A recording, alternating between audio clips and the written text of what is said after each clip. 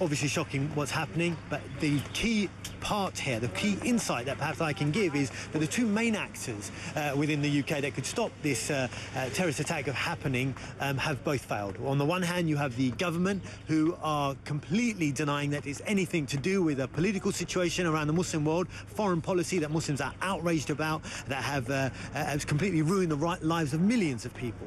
And on the other side, Muslim organisations who have failed their own community by not teaching these young, angry men how to get a democratic change to this policy that's ruining so many lives. Why have they been unable to do that? It's not, you know, it's been many years since Muslim leaders have been, you know, have been more proactive and educating, engaging with the grassroots. But what's the problem? It's not that they're unable, it's they're unwilling. There's no pressure. They don't care. The bottom line is, and we have to be honest about it, they're very good at coming on here and condemning it and saying how bad it is. But what action have they practically done to teach their young people, young Muslims, what they can practically do in the UK? What you actually have is a leadership that's more interested in debating about theological issues, you know, how big someone's beard should be, or you know, etc. Silly, minor issues, while the whole world is turning upside down. What should they be doing? They should be teaching young Muslims, as in America, when people felt that there was oppression, black people felt that they were oppressed, they took,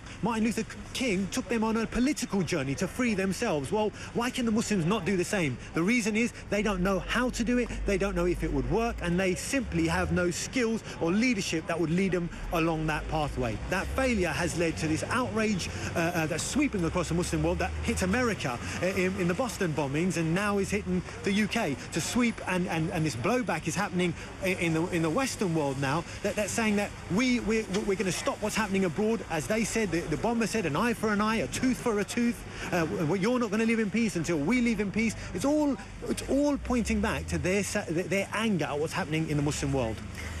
Is there a fear among Muslim communities of more reprisal attacks? I mean, we've already seen one or two. Two mosques have already been attacked, and I would have no doubt that you will see members of the Muslim community attacked, sadly, in some of the streets of Britain. And this is very, very sad, because the Muslim community are the double victims. On the one hand, their young people are becoming enraged and angry because of what's happening abroad. When they see it, they're on the internet. They don't have to turn the television on to see it these days. But in this country, I mean, if they're becoming angry and enraged, I mean, what kind of a percentage are we talking about here? And I mean, is it connected to their economic situations as well? And but it's not just motivated by ideology. I mean, what are we talking? Young people? Are we talking 5%, 10%? What?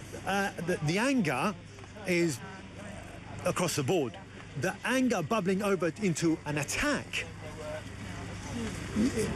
we don't know. What I could say is that the anger is bubbling away, and you never know when the next step is going to be taken by one of these young guys. That anger, when they go on the internet and they see people being blown up by a drone, when they see whole villages destroyed, when they see dictators being propped up by Western governments, and they see the devastation it causes across the Muslim world, these young people internalize it and say, well, why us? Why are we living like this? We're going to do something. And that's the critical juncture when those young people need to say, we're going to do something, or the leader says, yes, political action, just like Martin Luther King did.